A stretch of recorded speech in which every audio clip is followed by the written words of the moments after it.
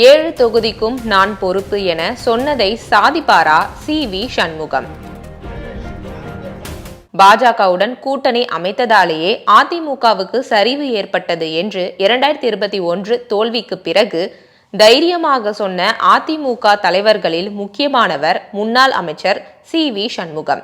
இப்போதும் அதே கூட்டணி தொடர்கிறது. இருந்தாலும் விழுப்புரம் மாவட்டத்தின் 7 தொகுதிகளிலும் அதிமுகவின் வெற்றிக்கு நான் கேரண்டி என தலைமைக்கு அவர் உத்தரவாதம் கொடுத்திருப்பதாக சொல்கிறார்கள். விழுப்புரம் மாவட்டத்தில் உள்ள 7 தொகுதிகளில் திண்டிவனம், வானூர் தொகுதிகளில் அதிமுகவும், மயிலம் தொகுதியில் அதிமுக கூட்டணியில் இருந்த ஒன்றுபட்ட பாமகவும் கடந்த முறை வெற்றி பெற்றன.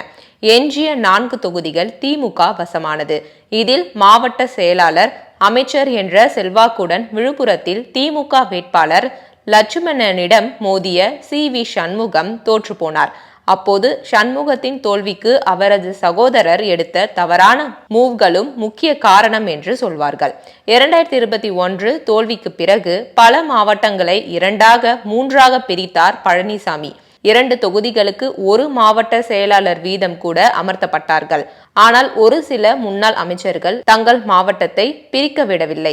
அதிலும் முக்கியமானவர் சி.வி. சண்முகம். உங்களுக்கு தேவை 7 தொகுதிகளையும் அதிமுக வென்றெடுக்க வேண்டும் என்பதுதானே, அதற்கு நான் பொறுப்பு என்று சொல்லி தனது மாவட்டத்தை துண்டு போட விடாமல் பார்த்து கொண்டார் அதிமுகவின் வடக்கு மண்டல தளபதி என வர்ணிக்கப்படும் சி.வி. சண்முகம். சொன்னபடி மாவட்டத்தின் 7 தொகுதிகளிலும் அதிமுக மற்றும் அதன் கூட்டணி கட்சிகளை வெற்றி பெற வைக்க வேண்டிய கட்டாயம் சண்முகத்துக்கு இப்போது ஏற்பட்டுள்ளது.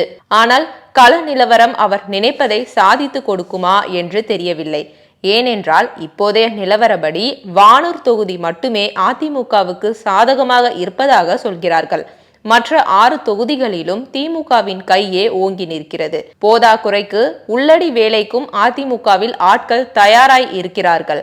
கடந்த முறை கரை சேர முடியாமல் போனதால் இம்முறை விழுப்புரத்தை விட்டுவிட்டு மயிலம் தொகுதியில் சண்முகம் போட்டியிட போவதாக சொல்கிறார்கள்.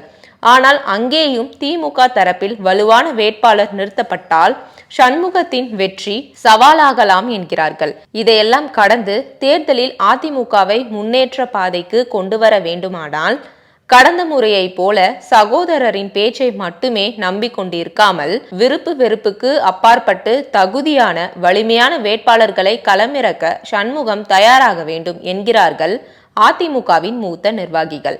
தானும் வென்று மற்றவர்களையும் ஜெயிக்க வைத்து சி.வி. சண்முகம் அதிமுக தலைமைக்கு கொடுத்த வாக்கை காப்பாற்றுகிறாரா என்பதை பொறுத்திருந்து பார்க்கலாம்.